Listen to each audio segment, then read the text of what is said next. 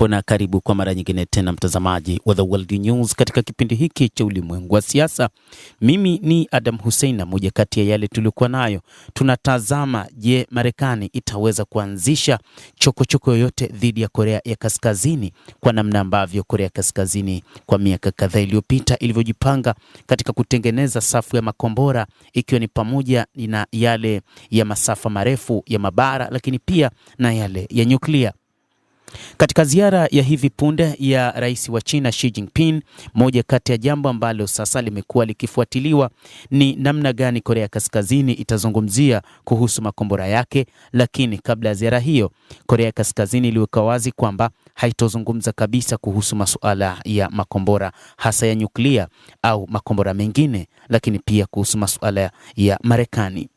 Hata hivyo, moja kati ya mambo ambayo sasa yamekuwa yakijadiliwa ni kwa kiasi gani Korea Kaskazini imekuwa na silaha hatari na silaha nzito kiasi kwamba wakati huu ni vigumu kwa Marekani kuamua kuingia moja kwa moja katika vita. Baadhi ya wachambuzi walitazama kwamba kutokana na namna rais wa Marekani Donald Trump alivyoingia madarakani na kuanzisha vurugu nyingi, akianzia katika eneo la Amerika ya Kusini na kwenda hadi Mashariki ya Kati, lakini pia akitazama baadhi ya maeneo mengine katika ulimwengu, ikiwa ni pamoja na baadhi ya washirika wake wa kimagharibi, hasa akitazama Panama na Greenland, baadhi ya wachambuzi wakisema kwamba pengine huenda akageukia Korea ya Kaskazini.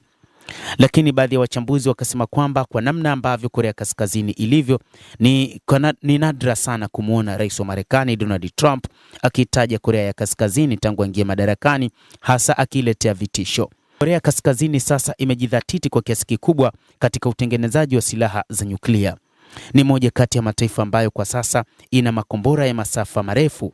Korea Kaskazini inamiliki safu kubwa ya makombora ya Intercontinental Ballistic Missile ICBMs, kwa maana makombora ya masafa marefu ya mabara, lakini pia ina makombora mengine ya Intermediate Range Ballistic Missile IRBMS yenye uwezo wa kushambulia maeneo ya Marekani na bara la Amerika.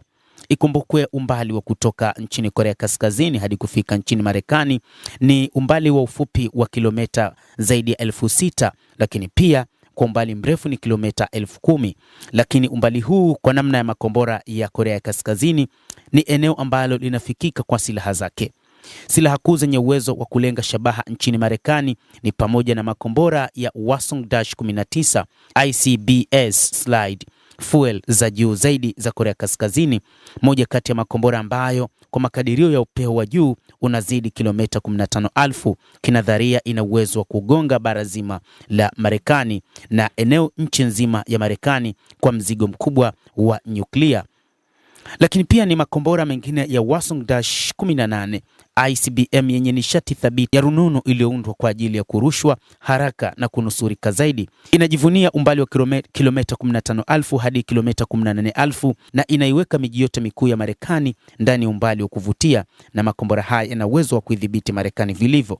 Hwasong-17 ni kombora lingine ambalo linafahamika kama KN-28, kombora la masafa marefu ambalo linachochewa na kiowevu na linaangazia safu ya uendeshaji wa hadi kilomita 15,000 na limeundwa kubeba makombora mengi ya kulenga yanaweza kuharibu kila kitu na ili kukwepa ulinzi na yana uwezo wa kukwepa ulinzi ya Marekani. Kombora jingine ni Hwasong-15 ambalo limeundwa hapo awali, ni kombora lingine la masafa marefu na la mabara. Hili linaendeshwa na kimiminika na lina uwezo wa kutembea umbali wa kilomita 13,000 na kuleta masafa ya kati pia, na lina uwezo wa kufikia Marekani kwa muda mdogo tu. Ni kombora la masafa ya kati na linakadiriwa kuwa na uwezo wa kufika hata kilomita 4,500 linapoweza kushambulia kambi za kijeshi za Marekani katika Pacific kama vile Guam.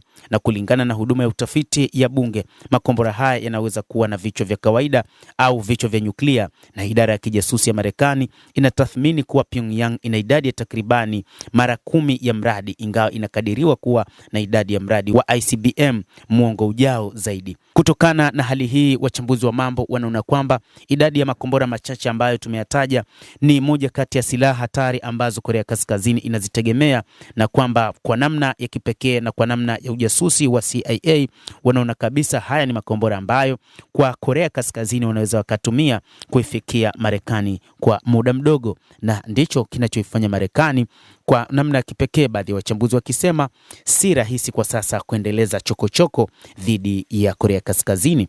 Zaidi ya hapo, itakuwa na chokochoko za kuweka vikwazo, lakini pia kuhakikisha kwamba inaharibu uchumi wa Korea Kaskazini kama ilivyofanya kwa muda mrefu. Lakini kwa sasa kuna mataifa kadhaa duniani ambayo yametengeneza uhusiano mzuri na Korea Kaskazini, mataifa haya yakiwa ni pamoja na Uchina ambapo rais wake Xi Jinping amekuwa na ziara ya hivi karibuni, lakini pia Urusi ambayo kwa muda mrefu imekuwa na uhusiano na taifa hili la kikomunisti na pia imekuwa na ushirika wa muda mrefu na nchi hii. Kwa hivyo namna ambavyo nchi hii pia inaendelea, baadhi ya wachambuzi wanasema huenda pia ikawa sehemu katika BRICS na ikawa na ushirika na mataifa mengi zaidi katika BRICS. Mtazamaji, nawe una namna ya mtazamo wako na unaweza kulike, kucomment, kadhalika kusubscribe channel yetu hii ili upate habari hizi kwa mapana kupitia The World News. Naitwa Adam Hussein, endelea kuwa nasi wakati wote, endelea kutufuatilia uyajue mengi yanayojiri katika ulimwengu kupitia The World News.